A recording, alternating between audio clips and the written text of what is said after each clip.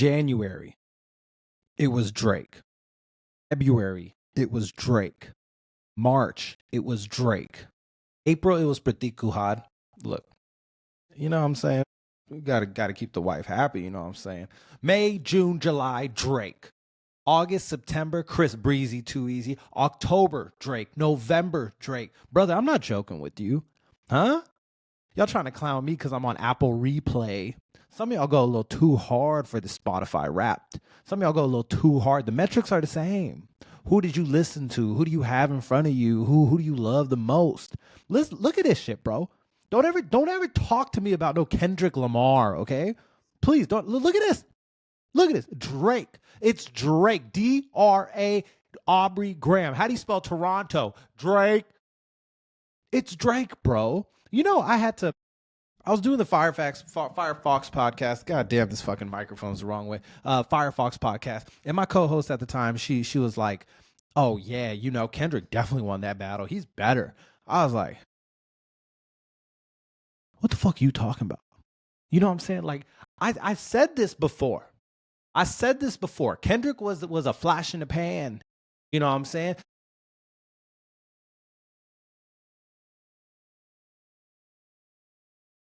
That's all it was. That's all it was. And then you didn't go back and listen to Section 80. You didn't go listen to High Power. You didn't go listen to Pimp a Butterfly. You didn't listen to Damn. You didn't go listen to any of that shit. You know what you listened to? Marvin's Room. Huh? Look what you've done. Look what you've done to me. Or Nokia. Huh? It's Drake, bro. Some of y'all sharing y'all's. Oh, hold on, I'm messing up the camera here. Okay, some of y'all sharing y'all's. Some of y'all a little shy to share. Some of y'all a little shy to share. And I understand. Look, a lot of these metrics are messed up because a lot of times people have their home pods attached to the what's it called? Their Apple Music is attached to the Alexa or the home pods, and then they play like bedtime music or white noise, or maybe they have kids and they're playing some baby music. You know, I really wanted to get someone on the phone. I really wanted to get someone on the phone and just see like who were their top artists. Should I do it? Should I make the call? Let's see. I'm gonna do it. Watch this. Let's call good friend of the show, Megan Kumar. Watch this shit right here. Let's get her on the phone. Let's see if she answers. I don't think she'll answer. Leave your man. Come on now, bro. Who else should I call? I need someone to call. I need to ask them. What they've been listening to. Who else do I know? No one answers the phone anymore. Look, Spotify Wrapped, Apple Replay, man, it's a fun time. I will say, like, I was a little shocked that it was a lot of Drake. I think I stepped away a little bit from like all the podcasts, and I was listening to a lot of like Nothing Was the Same. I've been having this internal dialogue a lot this year, trying to figure out whether Nothing Is the Same or Nothing Was the Same or Take Care Is better. And then I've been listening to a lot of the other albums. I've been listening to a lot of the albums that you can clearly tell by the metrics. My top songs were a little strange, so I kind of want to ignore those. But this was also a Drake album year. The Chris Brown stuff, September and August, that's when we went to the concert, had a little bit of traction. But I just had to point this out. You know what I'm saying? Like, this is the reason. This is the reason I be telling y'all, bro. Like, I'm not just dick riding this dude for no reason, right? Like, people be listening to him like this. I need you to text a friend and ask them, like, hey, bro, let me see your spot. Let me see your top. Let me see your top 5 albums or this and that. I guarantee you there's Drake on there. Ladies and gentlemen, welcome to the Ajay Patel Show. My name is Ajay Patel. This is episode 85, and we are in the Irvine studio one last time. I want to give a special shout out to my cousins, Sarah and Suraj Patel. They have done an amazing job. Oh my gosh, absolutely blessed. Letting me crash in their guest room, crash at their house during this time that I've had to do this kind of hybrid life of going back and forth from Houston to Irvine. And man, honestly, I'm going to miss this little home I have here in Irvine. And look, that means we're getting closer to time. We're getting closer to time where it's right around the corner. You know what I'm saying? The wife's getting a little bigger. The pain's starting to get to a different level. You're starting to see the punches on the skin. It's kind of crazy. And it's just like, yo, like, what is happening here? Like, that's inside of you right now, bro. I don't know if I could do it. You should ask me. You should ask me if you could, bear a child and give birth, would you do it? I don't know, bro. I don't know. I don't even have like healthy bowel movements, bro. Like I don't know if I can, deliver a child like that. I would do like an elective C-section. You know what I'm saying? So we're right around that corner. We actually recently went to a childbirth class. Now look, I was a little anti. I'm kind of just like what like I don't want to go to a class from 8 to 12 on a Saturday morning, right? Like who wants to do that? Who wants to wake up and go to the hospital? Who wants to go to the hospital for a class on top of that? But you know what? And then Isha hit me with the all right, you know what? I want to go in person. So you can hop on the Zoom link and I'll go in person. So you know what that meant, right? We both went in person. We got there. And then first of all, they started with this whole like anatomy. They start showing, oh, this is the umbilical cord. This is the vagina. This is the uterus. This is the placenta. And it's like, hey, bro, am I delivering this baby? What? Why do I need to know this shit? Huh? I'm not getting in there and making sure this is there, and then pulling the baby head out first. You know what I'm saying? Like, y'all need to know this. I need to know, hey, you know what? When they're first born, this is what you got to do. Make sure you're cutting their nails on this period. Make sure you're doing the whole boogie sucker thing on an X amount period. Make sure you're changing their diapers. Make sure you don't use scented. Make sure you use these kind of wipes. Make sure you're using, if you see a rash occur, make sure you do this. It needs to be a little bit more like, the actual problem. Like, this is how I know, damn, I'm starting to get heated a little bit because I'm starting to think about it. This is how I know the public education system is still fucked. Because in the hospital where you know what I'm saying, it's supposed to be the top of the top, right? If you become a doctor in life, oh, you made it. You made it. But then they keep you dumb. They talk to us like we're idiot. Like, hey, this is the baby's head. It cannot come down but first. That's bad. It's like, yo, who the fuck are you talking to like that? You know what I'm saying? Like, I need to know the core essentials. Oh, if your baby starts having a rash, this is the kind of, cream you use. Make sure you don't use this. Make sure you use this. These are common things that we've seen in the first week of a baby, first couple weeks of a baby. And of course, look, the childbirth class, I understand it's much more focused around the idea of things leading up to baby, right? Whether it's how to prep the house, whether it's getting a certain car seat, whether it's like the big piece, which is like the time to come to the hospital, right? What signs you should look for. If this happens, then call the doctor. If this happens, then call the doctor. But like 4 hours? 4 hours of this shit? 4 hours. We watched a video 2 hours into the class. We watched a video of a lady that gave birth completely natural, right? No drugs. She was in labor for like 20 hours. Isha looked over to me. She said, "You ready to leave, brother? You know how fast I picked up the bags. We were out of there, and then right over to Kristen and Kavita. It's baby season. It's baby season right now. We just went over to Kristen and Kavita's house. They're expecting sometime soon. So, I'm wishing them well. But God, this podcast will probably come out on the day that they go to the hospital. Maybe I'm saying too much information. On top of that, two more babies.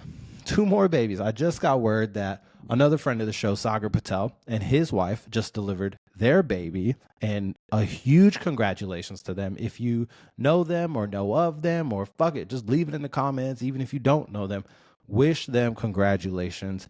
Man, I don't know the other side of the wall, but I've seen it. Right? Like, I've seen over the wall and I've seen people celebrate it. I've just never been on that other side of the wall. And I get it. I've had no desire to rush over there, right? But there's one thing to cheer for someone that's over there. But then the idea of being on that side of the wall is where I start kind of getting freaked out. A little bit. I'm not going to lie, a little bit. And that leads me to the last baby that I'm here to congratulate.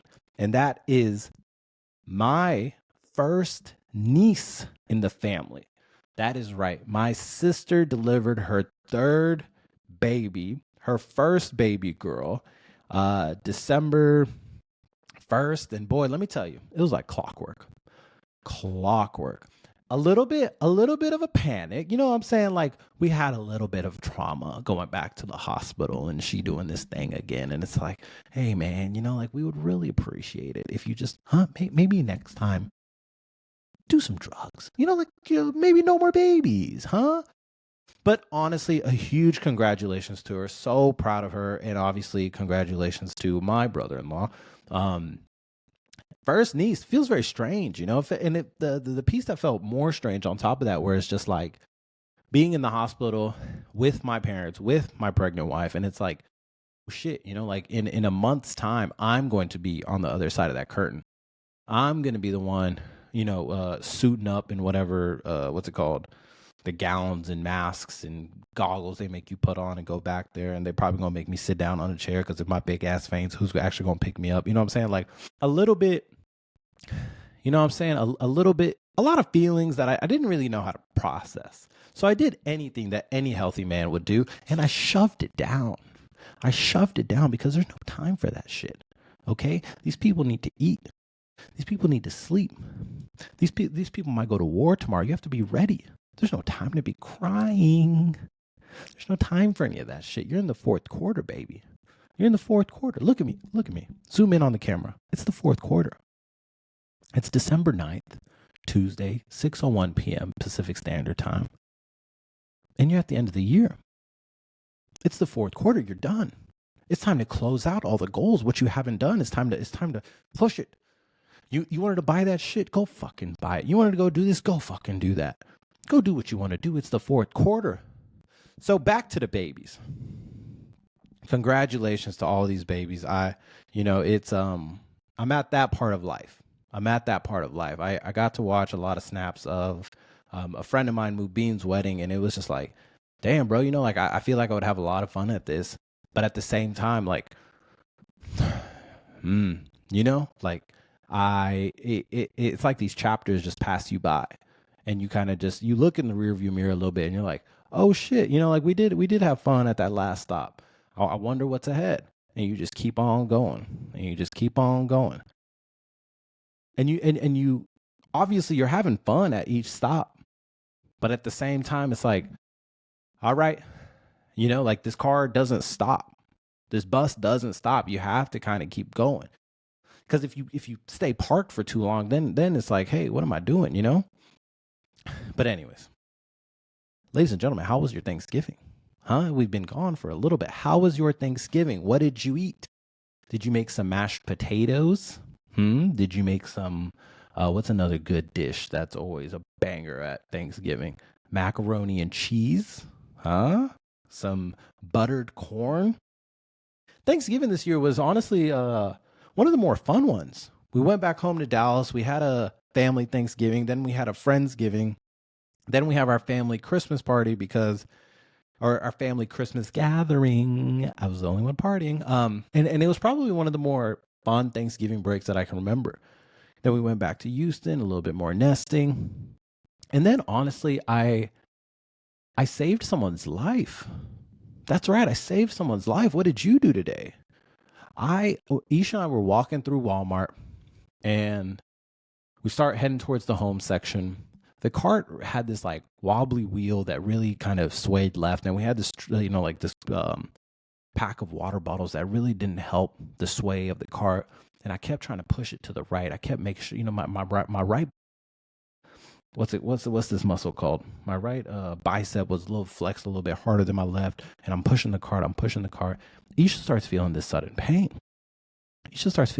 pain. And we're at that period where the fear isn't where it's like, oh, the baby is here, right? I don't have a fear of that. It's more so this anxiety, this anticipation of, is it time? Is this, what is this? No? Okay. Should I go get the car? You know what I'm saying? Like that's the period we're in. So she starts having this pain and man, she's feeling it. And okay, I'm like, all right, you know what? Let's just get down to this furniture section, 2 aisles down. I'll pull a rolly chair off the thing and you can sit down. And we take a couple steps and then this lady comes up to us and she's like, have you seen a little girl? She's wearing a white shirt and some pink pants. And we were like, no, like it's very strange. It's very like you don't hear that every day, right? And then we say no, and then we kind of take like she said, the mom just kind of frantically is like, okay, and then she just walks away, and we take another step, and I think like, yo, like, what the fuck? Have some decency, have some compassion. Be a proper human being on this earth, like you should. You preach all this shit. You gotta do it. It doesn't matter if you're uncomfortable. It doesn't matter if it impedes on your time. This mom just came up to you and just said they couldn't find their little girl in a Walmart. So I immediately just I said, I was told Isha, like, yo, we should help. Like we need to help. Like this and this mom is frantically running around. She's screaming her daughter's name. So then I start going up and down the aisles a little bit, and then what do you know? I see this girl. Just hiding in like behind two racks of clothes. So you can't see her, right? Like you're completely buried in behind these shirts. And I see her, and then she's like kind of giggling, and then she goes back into the shirts. So I don't know what I'm supposed to do. It's like, do I go grab her? Like, I gotcha. Like that felt a little pedophile-ish, Oh, the P-Diddy documentary. That's what we have to talk about later. Anyways, so then I'm just waiting here, like in a zone defense, in a 2-3 defense, you're supposed to see, or honestly, anytime when you're playing defense and the ball's away from you. So let's say I'm on the right side and the ball's on the left side. You're supposed to see the man and the ball, right? So they teach you to point at the man and point at the ball. So you're supposed to kind of have this peripheral. So you're staring kind of front. And you see both of these. Now, look, I was an expert at this shit. Defense was my goddamn specialty. So now I don't know what to do about this girl, right? I can't go up there and grab her. I can't be like, hey, did you lose your mother? Because I'm trying to come off as like, I understand how I can come off. I'm a 6'4" brown dude. I didn't shave also. It might be a little intimidating. So I step back a second and I'm pointing at the ball, right? The ball being the girl and my man being Isha, and I'm staring at both, and I'm saying, Isha, I got her. I need. Where's the mom? Where's the mom? Where's the mom? And look, Isha's not. My wife isn't the most mobile right now, so I lose the ball for a second. And I'm trying to find the mom real quick. I wave her down. We come back into the aisles, and then I'm like, hey, she's right there. And the mom comes over, and she grabs her daughter, and she's hugging her dearly, like she just lost the love of her life. She just lost her only child. She's hugging her, and I'm not gonna lie, I didn't even get a thank you. But you know what? That's not why you do it. All heroes don't wear capes. Sometimes they wear free shirts that your wife got from work. Sometimes they wear Express Men, but I don't say their name too much anymore because we don't have the sponsorship. So yeah, I saved a girl's life. Oh yeah, Isha's paying. Yeah, she sat down and she was fine. Anyways, we got some stuff for the house and then we went home. Other than that, back onto the topic of Thanksgiving, I wanted to talk a little bit about Black Friday. So the spending in general, right? So when I say Black Friday, I'm also including like the Cyber Monday of it. Basically that spending that takes place during this holiday break where you're either shopping for, just deals, stuff that you've been waiting for, whether it's TVs, other electronics, clothes, jewelry, or, Christmas gifts for people. And I saw a handful of metrics. I've seen a lot of things on the news, breaking records of this and that. A lot of TikToks about people waiting in lines, whether it's at a Target, a Macy's, some of them getting gypped with these stupid swag bags at Target, or, getting a real steal at Macy's with certain deals.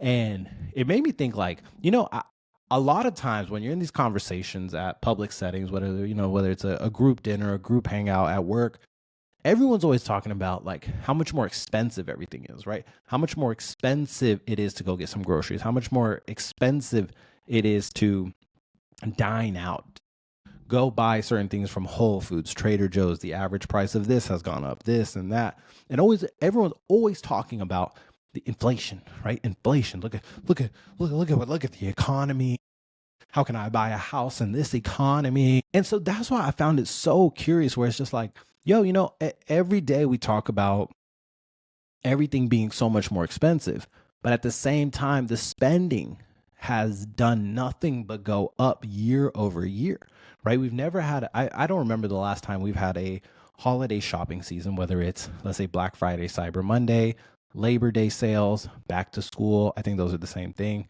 Christmas sales, ever have a sales period that has gone down. It might have gone down in total traffic, but as far as sales volume, it's never seen a decline year over year. So I pulled some numbers. So 2025 Black Friday spending, what we know. Online spending hit a record 11.8 billion on Black Friday 2025, up about 9% versus 2024.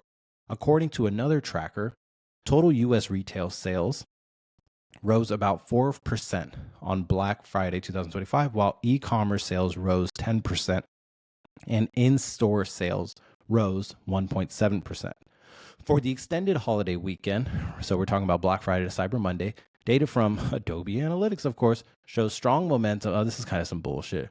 Overall Cyber Week online sales, they're not even supposed to be reporting on people's data. But anyways, on the buy now, pay later front, online purchases via BNPL services reached about 747.5 million on Black Friday, a notable portion of total online spend. So some of the behaviors and trends that have been seen is like this online shopping continues to dominate. And so here it lists many shoppers skipped brick and mortar lines, likely due to inflation, weather, or inconvenience. In-store foot traffic fell from 2024 levels. The use of AI and digital tools exploded. The 2025 holiday season, so that's November 1st to December 31st, is expected to hit 253.4 billion in U.S. online sales, a year-over-year increase. So all going back to this, people are still spending.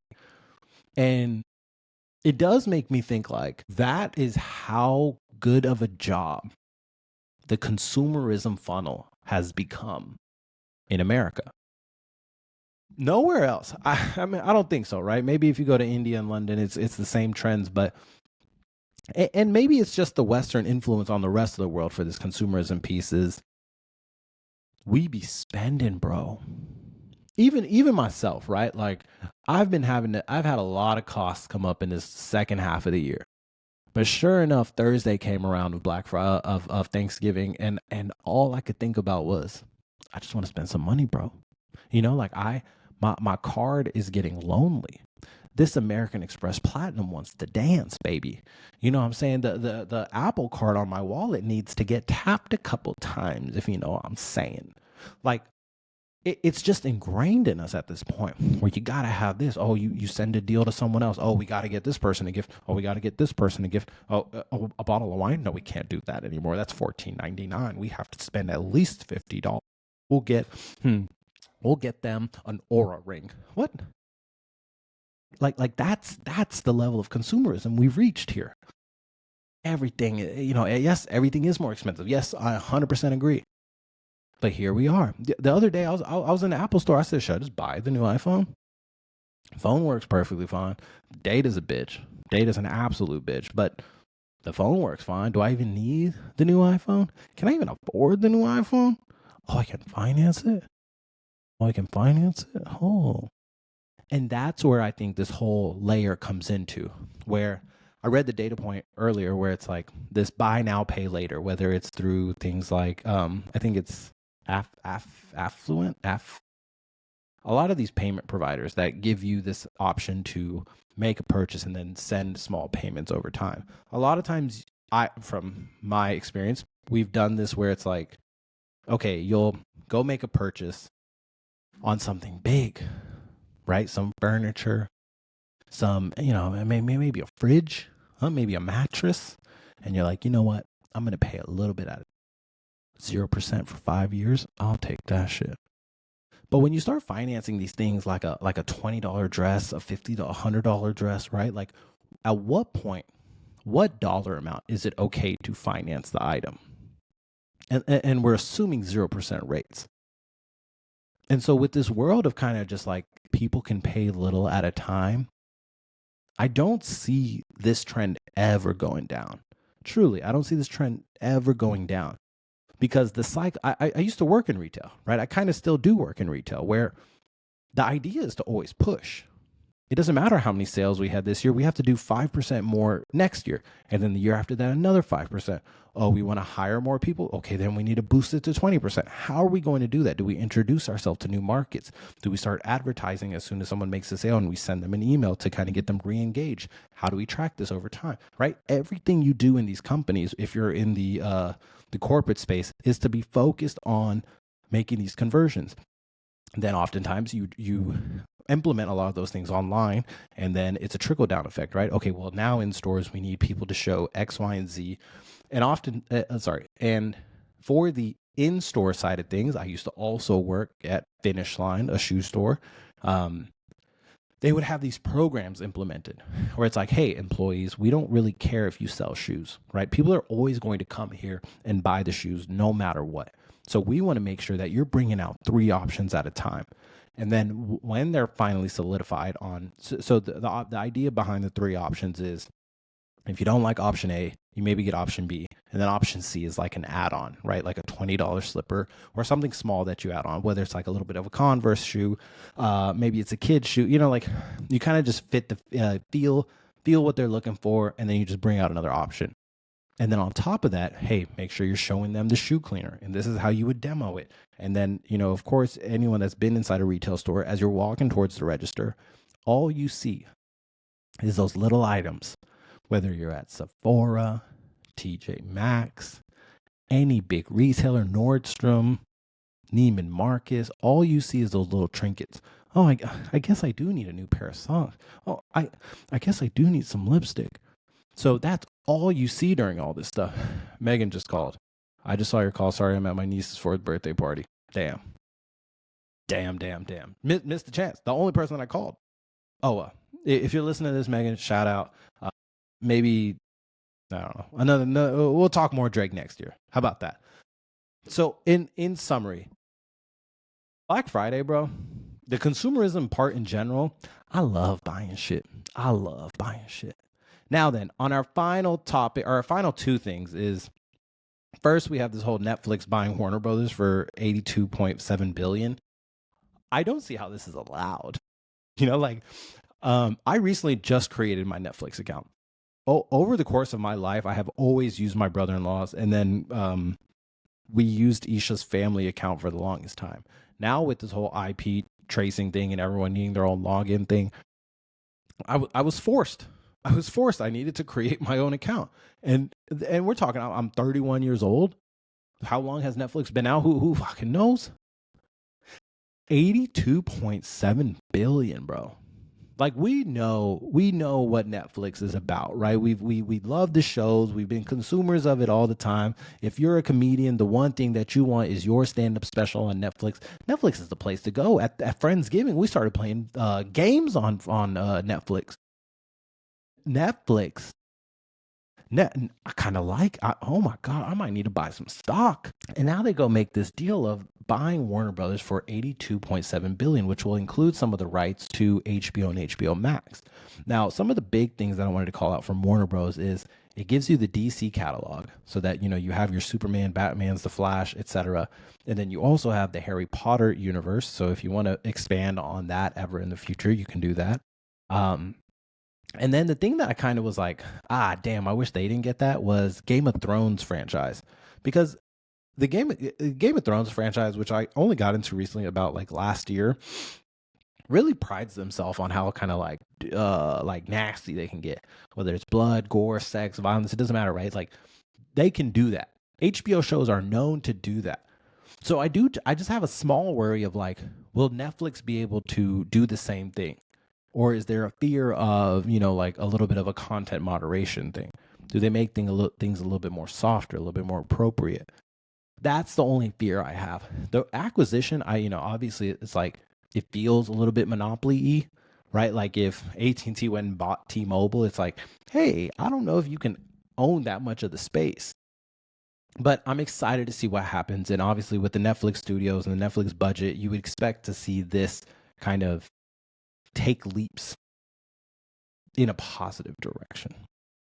Now, then, the final thing is this P. Diddy documentary. Now, it's called The Reckoning on Netflix, and I've only gone through the first 2 episodes, but everyone's talking about it. Everyone is talking about it, and a lot of people are calling it 50 cents, like 50 Cent produced it. I don't know how much he actually had to do with that, so I'll need to do some research on that after the show. But the point is black don't crack.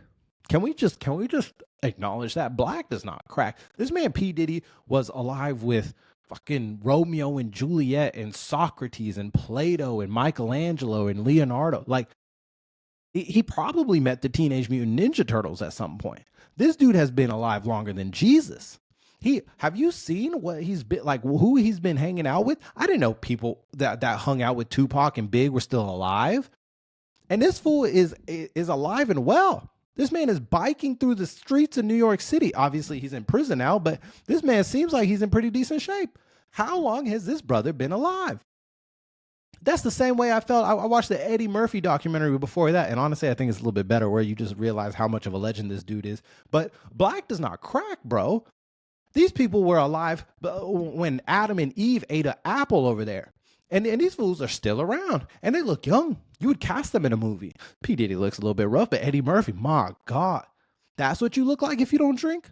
That's what you look like if you don't do drugs? I might have to consider it. Black don't crack. Oh, I'm out of breath. You can hear the blood pressure out of my voice at this point. But the documentary, no, seriously though, it is pretty crazy how long this dude has been around. Like, and people are kind of, and I do want to kind of I do want to throw some caution in the wind where it's like, this is a lot of like storytelling. I don't know how much of this is twisted. I don't know how much of this is true where, everyone's now blaming the death of Tupac, the death of Biggie on this dude. And I didn't realize he was that influential. Like, I always thought P. Diddy as this dude that just would make some songs. He was an A&R producer, and then he would have Ciroc on the side. I didn't realize he was like, part of all these labels, and then taking these people on the road, being the reason the whole East Coast and West Coast started beefing. You got this dude from New York that moved over to the West and started repping the West. And then you got the whole Dr. Dre and Snoop Dogg. And like, this dude has been around for a minute, bro. And then the whole infamous storytelling with like when Jamie Foxx would share that story of how he would show P. Diddy how he would throw parties with chicken wings and friends from TV shows. And it's like, how long has this dude been around? I was drinking Ciroc back in college. I thought it was a pretty good time. My boy Sean would always just get that same red Ciroc, whatever it was, passion fruit, red berry, whatever it was. Red berry. I think it was red berry. And then that's 2014. So 10 years after that, now we have this whole reckoning, right? This whole court case where it's like, hey, maybe we should kind of lock this dude up for beating the shit out of these people or trafficking these people or, whatever he got charged for. So I'm looking forward to kind of finishing out that thing on, of course, Netflix, and maybe we'll bring a guest in to talk about it. I'm starting to line up guests for the rest for 2026, and so I'm looking forward to that. If you have any desire to be on the show, please feel free to reach out to me. With that all being said, we are in the holiday season. Next week, obviously we might take a random break based on when my wife goes into labor, but we're going to have the holiday giveaway. Hopefully next week. I need to get the sets, and then we'll run a little contest like we did last year. With that all being said, ladies and gentlemen, I appreciate you guys for listening. Don't forget to comment, like, and subscribe. I wish you a lovely day, and I'll see you next week. And goodbye.